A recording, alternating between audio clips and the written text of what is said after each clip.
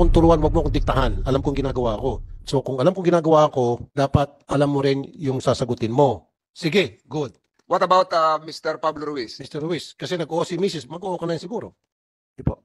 Okay. Makulong kayo ng mahabang panahon na para pagdusahan nyo yung ginawa nyo sa tao. Siniran yung buhay. Magandang araw sa atin lahat mga kababayan. Dahil bistado na ang kasinungalingan ni Mr. at ni Mrs. Ruiz, ay pumayag na rin sila magpa-lie detector testing para umano mapanindigan ang kanilang kasinungalingan. Kasunod po nito mga kababayan po natin ng paglabas ng mga tatlong panibagong testigo, itong si JM, Patrick at si Dodong, na magdidiin sa kanilang kahayupan na ginawa kay LV Vergara. At pumayag sila na dumaan nga sa lie detector test, pati na rin itong mga testigo ni LV Vergara. Willing ka ba mag-submit sa isang polygraph test kayong dalawa? Kung nagsabi kayong totoo, hindi. Kasi kung pumayag kayo ngayon na mismo, bago mag 5 o'clock, magpapadala ko ng tao na rito. For the information of Senator Tulfo, the National Bureau of Investigation Polygraph Division is about to arrive. Papunta na po sila. Kasi po nagsisinungaling sila. Sa amin nila tinuturo yung ginawa nilang kasalanan. Hindi nga, mamaya. Ang lupit mga kababayan po natin, sinasabi pa ni Mrs. Ruiz, itong si Franz Ruiz, na umano'y ang sinungaling ay yung mga testigo pa na dati niyang mga tauhan, mga kababayan po natin, na yung naglaglag na nga sa kanya ngayon, mga kababayan. Kung na sila tatanungin, ikaw lang tinatanong ko, yes or no, ikaw lang. Huwag mo nun sila intindi, yes or no. Hindi po. Dapat Hindi, so ayaw mo. Opo. Ikaw naman, Mr. Ruiz, yes or no lang. Kung ano po yung sinabi ng aking asawa po, yun na po naman. Pero alam nyo, in the court of public opinion, guilty na agad kayo kasi tumatanggi kayo. In fact, we're helping you. Alam mo ba itong ginagawa namin? Tinutulungan namin kayo. Kasi kung talagang wala kang tinatago, nagsabi ka na totoo, you will say yes. At maaaring ito yung magbibigay linaw sa amin lahat na maaaring ang inosente kayo. Maybe. Pero yung pagtanggi nyo, dito lumilitaw na meron kayong tinatago kasi kung wala kayong tinatago, sige, lie detector test kahit ilang beses pa. Ganon din po dapat sila kasi sila yung mga gumawa sa amin, nila pinapato yung ginagawa. Hindi, mamaya na ngayon sila. Okay? Huwag mo akong turuan, huwag mo akong diktahan. Alam kong ginagawa ko. So kung alam kong ginagawa ko, dapat alam mo rin yung sasagutin mo. Ang sagot doon, yes or no. Huwag kang magbigay pa ng pasikot-sikot na sagot. Ruiz, upon advice of your counsel, what is your answer? Pag pumayag po sila, papayag po kami. Hindi nga ma'am ikaw lang Masyadong sinungaling at sigurista itong si Franz Ruiz, mga kababayan po natin. tinatanong ko, ba't mo ako tinutulak sa ibang tao? Mukhang mahina nga tayong lawyer mo Magpalit ka kayo ng lawyer. Kasi mali ang tinuturo sa'yo, mali ang binubulong sa'yo. Yes or no lang? Sige po. Sige, good. What about Mr. Pablo Ruiz? Mr. Ruiz, kasi Ayun na nag-oo yan, si Mrs. ayun, Mag-oo Mrs. ka na rin siguro. Di po. Okay. Okay. So, Mr. Chair, Senator Chair. Tulfo? In the name of fairness, gusto ko rin mag-lie detector test ilan dito sa kanila. And I'm choosing JM and then Patrick Simbaon. Kasi sinabi ni Dodong sa kanyang statement na yung dalawa ay kasama ata sa pananakit base dito sa resay na ito. So kayong dalawa, yes or no lang, willing kayo mag-submit sa isang polygraph test?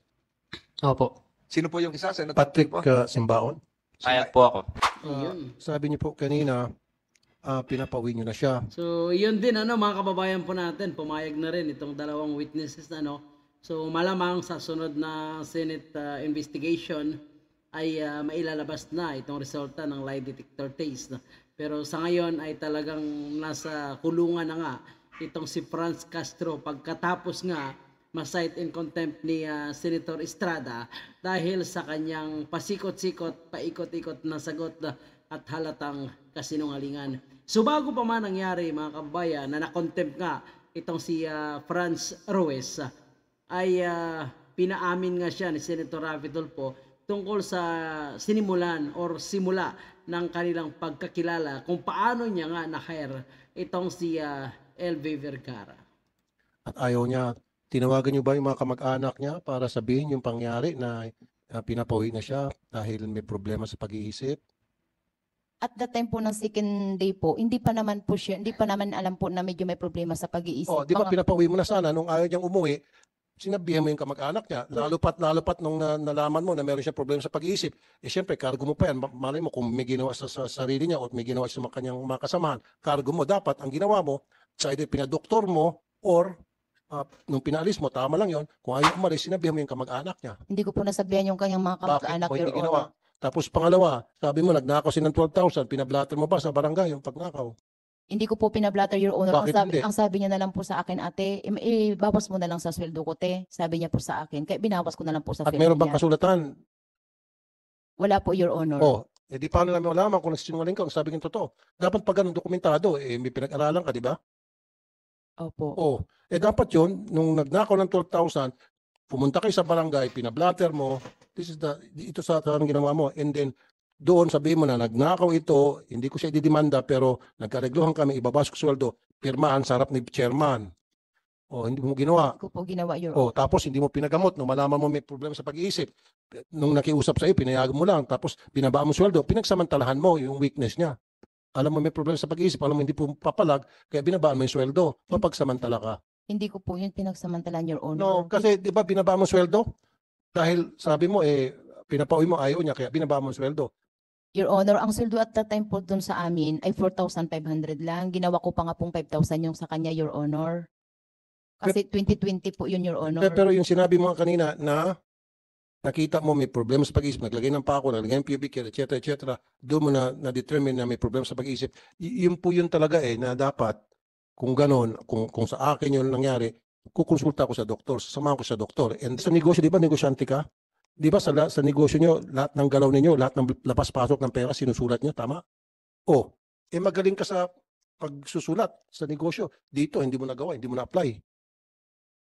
Natural lang yan, di ba? Everything should be recorded sa negosyo. Nung time, Dito rin dapat everything is recorded. nung time kasi, Your Honor, busy po kami. Kasi Ay, hindi mo pwedeng gamitin busy. Buhay ng tao dito pinag-usapan natin. Kung sa pera nga, wala, may time ka na mag-record. Pero pag taong pinag-usapan, buhay ng tao, wala kang time. Dapat yun ang tamang talagang gawain mo na nakita mo may problema sa pag-iisip. Dapat agad-agad, ni-record mo yung pumunta ka sa chairman. Di ba?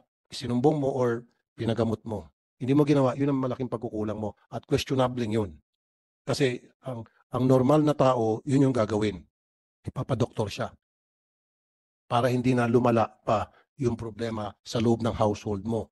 The fact na pinabayaan mo yun, ibig sabihin, kinukonsinti mo, game, okay ka lang kasi hindi naman ikaw nasasaktan. In fact, ikaw ang nananakit. Yun yung basa ko doon. Sabi mo, may problema sa pag-iisip, naglalagay ng pako sa heater, naglalagay ng pubic hair sa mga inumin.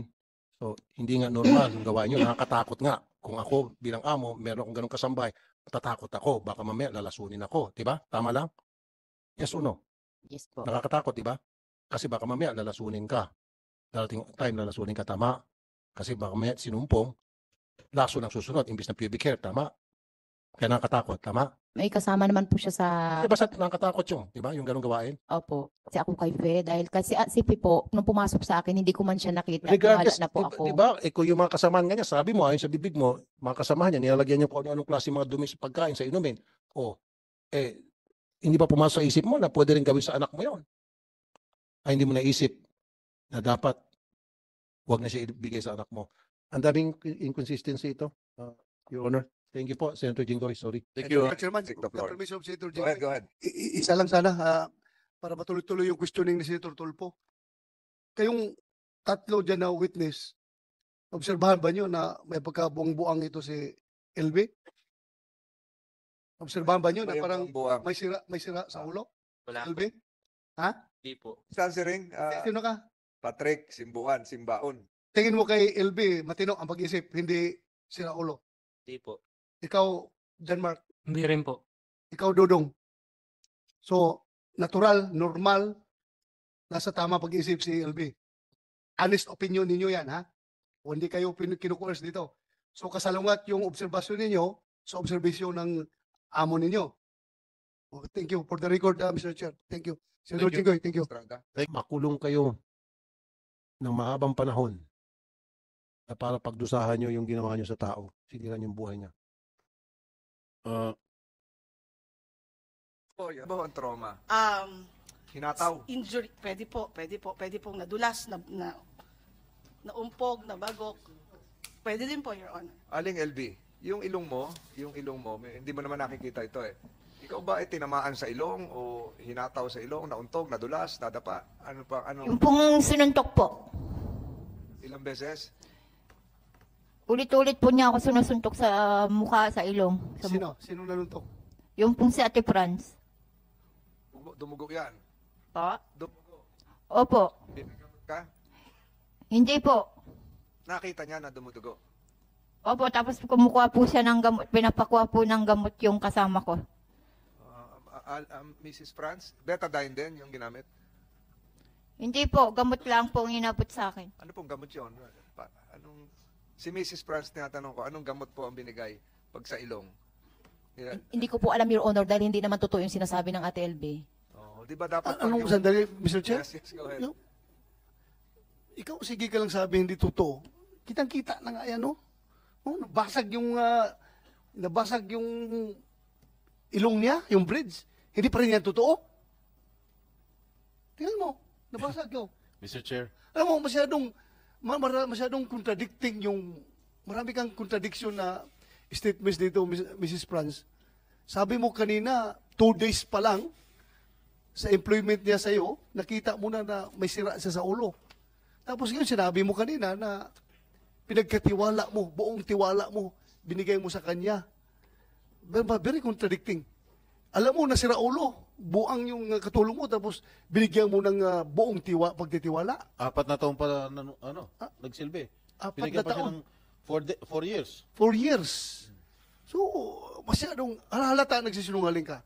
Ako, I can tell you frankly, kahit reply natin yung, Mr. Chair, marami din, may mga pulis dito, investigador. I-play mo nga yung kanina, yung interview niya, yung TikTok. Yung sagot mo lang na yun, klaro na. Na you're grouping for words, naghanap ka ng iimbintuhin mong sasabihin mo. Nakikita ko na doon, klaro-klaro yun. Alam mo, pag investigador ka, you are after the verbal and non-verbal messages that is coming out from your subject.